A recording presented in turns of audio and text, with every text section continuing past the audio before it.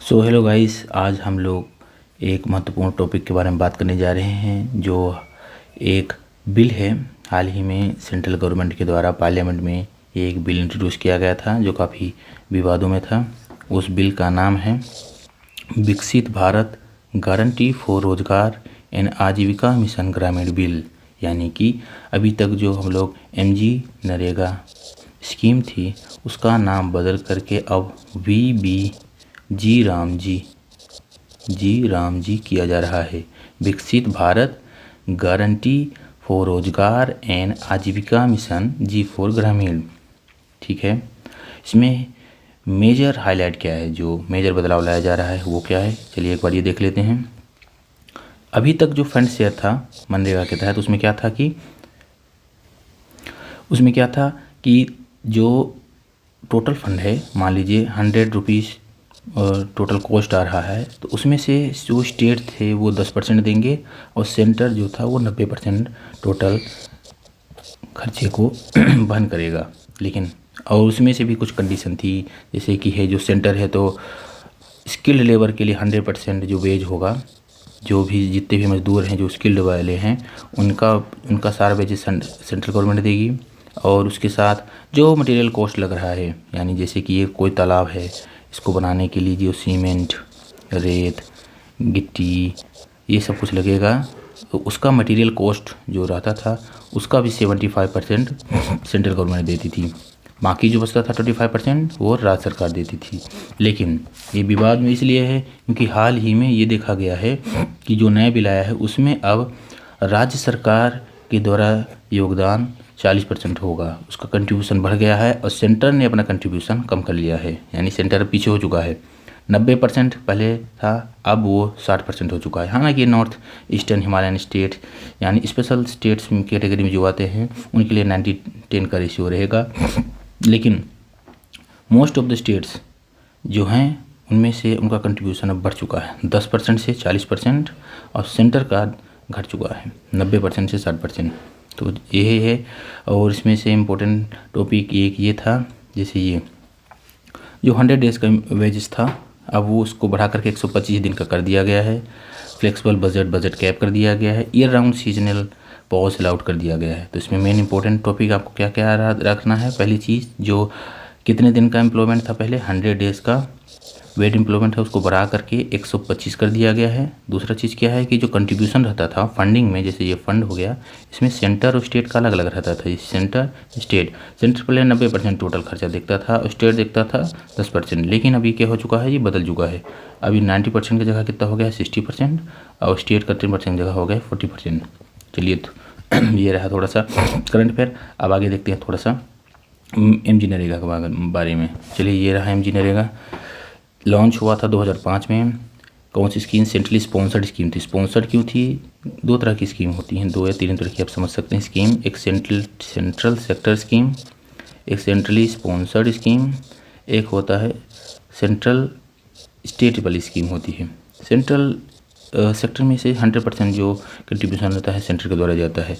Sponsor नाम है sponsor, central sponsor कर रहा है, कुछ फंडिंग देगा, कुछ बाकी फंडिंग स्टेट देगी। जैसे एमजी नरेगा में ही पहले 10 और 90 का रेशियो था, 10 स्टेट 90 सेंट्रल गवर्नमेंट, इसलिए इसको सेंट्रली स्पॉन्सर्ड स्कीम कहा गया है। नोडल मिनिस्ट्री कौन सी थी? मिनिस्ट्री ऑफ रूरल डेवलपमेंट था। पर्पज़ क्या था? 100 days of guaranteed employment provide कराना रूरल लोगों को। 100 दिन का गारंटी वाला रोज़गार उपलब्ध कराना ही कराना है। तो कोई भी 18 से प्लस जो होगा रूरल हाउस होल्ड में वो इसके लिए एलिजिबल था। ठीक है। इंजीनियरिंग का 2005 act 100 days unskilled manual labour के लिए जाता था। क्या है कि अगर ड्रॉट और कैलेमिटी इफेक्टेड एरिया हो गया तो उसमें 50 दिन का एक्स्ट्रा हो सकता था, यानी 100 + 50 डेज हो सकता है with the description of state government and central government. Coverage वही है 100% urban population, thereby rural areas for creating sustainable livelihood.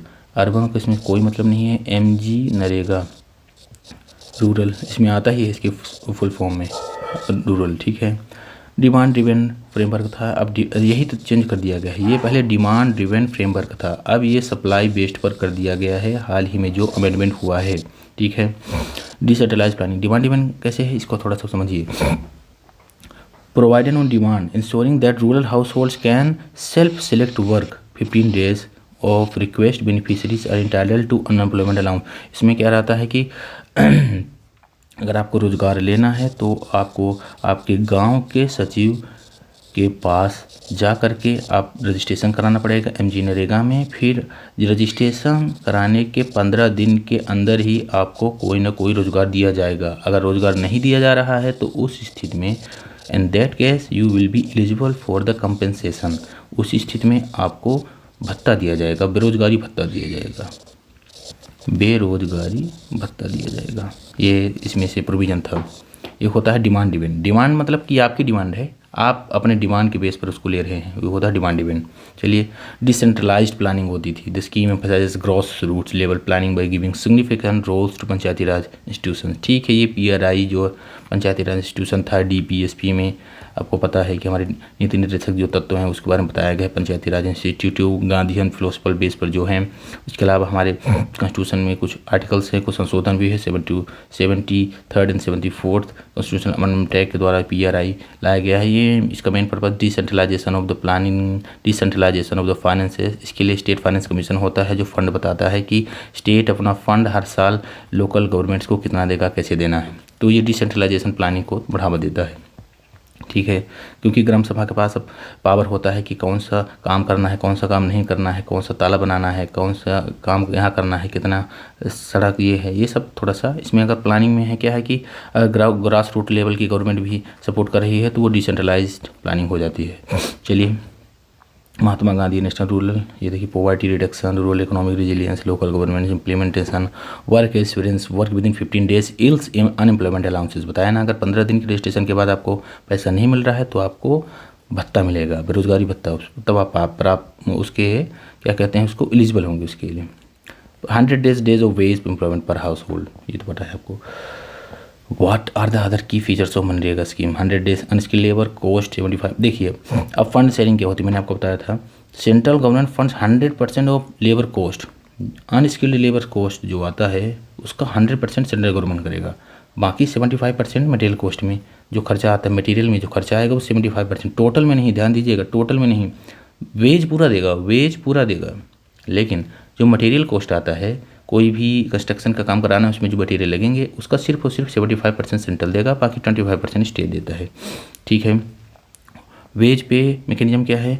Minimum wages act 1948 के द्वारा बताया जाता है। ये एक इम्पोर्टेंट एक्ट है। इसमें बताया गया है कि आपका इसमें हर एक डिपार्टमेंट की परिभाषा बताई गई है। फैक्ट्री क्या होता है, वर्क क्या होता है, वर्क आवर क्या होता है, स्प्रेड आवर क्या होता है, वेजेस क्या होते हैं। इसी तरह minimum wages act, wages bonus act 1961 और तरह के एक्ट बताए गए, जिसमें बताया है कि कम से कम आपका वेजेस कितना होना चाहिए और कितने में आप लेबर आते हैं। अगर 20,000 21,000 से ज़्यादा, 12,000 ज़्यादा है तो सुपरवाइजर वेजर कम है, ये बताया गया। Compensation for delay payment at rate of 0.5%, ये इंपॉर्टेंट है। कंपनसेशन कब मिलेगा? एक मिनट, ये थोड़ा सा, हाँ, 0.05% कंपनसेशन फॉर डिलेड पेमेंट। अगर पेमेंट डिले हो गई है तो आपको कंपनसेशन किस रेट पर मिलेगा? 0.05% के रेट पर। जो रेट आपका वेज रेट है उसके 0.05% रेट पर आपको मिलेगा 16 डे से। 15 अगर नहीं हो पाए तो। Accident compensation, focus on women empowerment, 1/3 होनी चाहिए वुमेन। ये तो चलिए हर जगह रहता है 1/3, तो इसमें भी आप लिख दीजिए 1/3 तो लेडीज रहेंगी। ठीक है, तो उसमें जितने भी वर्कर रहेंगे उसमें 1/3 महिलाएं होंगी। Focus on women empowerment. Special provisions for vulnerable groups, जैसे कि फॉरेस्ट राइट एक्ट में जो फॉरेस्ट डिवेलिंग्स ट्राइब्स रहती हैं उनके बारे में 2006 FRA एक्ट जो है वो थोड़ा सा एलिजिबल रहेंगे, उनको एडिशनल एम्प्लॉयमेंट बेनिफिट दिया जाएगा। जंगलों में काम करने वाले, जो रहने वाले। एक्ट पास 2005, सेंट्रल स्टेट 1910, यही रेशियो तो बढ़ गया, यही विवाद में हो गया है, 60-40 हो गया है। इसमें थोड़ा सा ये अब देख लीजिए इंपॉर्टेंट हो गया है। Open to all rural household, priority to women, 1/3 women workers. Unemployment allowance कैसे मिलेगा? पर 30 डेज में अगर ये हो गया वो ये हो गया। Ministry of rural development guarantee 100 days of work employment, अब कितना बढ़ा दिया है? 125 दिन कर दिया गया है हाल ही में। What are the components of MNREGA scheme? ये कुछ कंपोनेंट हैं, जैसे प्रोजेक्ट उन्नति, अगर उनकी स्किल बढ़ाना है जितने भी हैं वर्कर्स तो उसके लिए प्रोजेक्ट लाया गया था। उन्नति यानी कुछ वृद्धि करना है, बढ़ाना है तो उनकी उन्नति होगी, स्किल होगी, upgradation of skills. Cluster facilitation project aims to provide rural livelihoods under MNREGA in aspirational and backward districts. Targeting 250 blocks from 117 aspiration districts. इसमें कुछ नहीं है, उनको थोड़ा सा प्रोवाइड कराया जाता है, ठीक है, अब ये रहा, यहाँ रहिए, यह बात करिए, ये है, ऐसा है वैसा है। Air force technician EFT project launch in 1516 trains local MNREGA workers of supervisors in 20 state in civil engineering skills for identifying estimating measuring works and MNREGA. वही है, जितने भी सिविल इंजीनियर हैं उनको स्किल दी जाएगी, बताया जाएगा कि कैसे आप आइडेंटिफाई करेंगे किस एरिया में कितना काम बचा है, कितना हो चुका है या नहीं, आइडेंटिफाई करिए न्यू वर्क्स, न्यू स्किल्स, ये सब ओम्बड्समैन होगा उनकी हर एक डिस्ट्रिक्ट को ग्रीवांसेस को एड्रेस करने के लिए, जितने भी ग्रीवांसेस हैं, जैसे कि अगर सचिव को ज़्यादा छेड़खानी की गई कि पैसे नहीं दिए जा रहे हैं, काम करा लिया गया, ये है वो है, तो उसके लिए ग्रीवांसेस मैकेनिज्म के लिए ओम्बड्समैन को प्रावधान इसमें दिया गया। Awareness, social audit, public hearing. Social audit होता है, ऑडिट कई प्रकार का होता है। एक सोशल ऑडिट होता है जैसे ग्राम सभा एक तरह की सोशल ऑडिट होती है, यानी कि इसमें ग्राम सभा को पावर दी गई कि जो भी काम हुआ है। एक नॉर्मल ऑडिट होता है जो ऑडिटर करता है या कैग करता है। एक सोशल ऑडिट होता है जिसमें सोशल के लोग बताते हैं, जैसे कि गाँव में कोई तालाब बनाया गया है, वो कागज़ में दिखा दिया गया, लेकिन गाँव में असल में तालाब है ही नहीं, तो ऑडिट कौन करेगा? ग्राम सभा के सारे लोग। वो जा करके एक पंचनामा तैयार करेंगे, उसमें सबकी साइन रहेगी, वो बता दिया जाएगा कि हाँ अच्छा ये नहीं बना है, तो एक तरह से सोशल ऑडिट हो गया।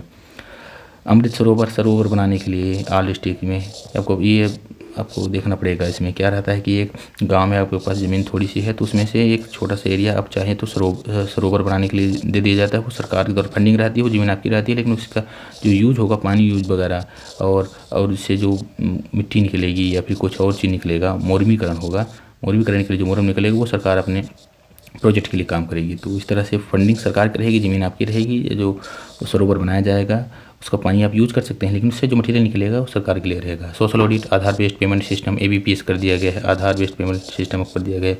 नए इनिशिएटिव क्या है? जियो मनरेगा, जन मनरेगा, नरेगा सॉफ्ट, ये कुछ ICT का इस्तेमाल किया गया है।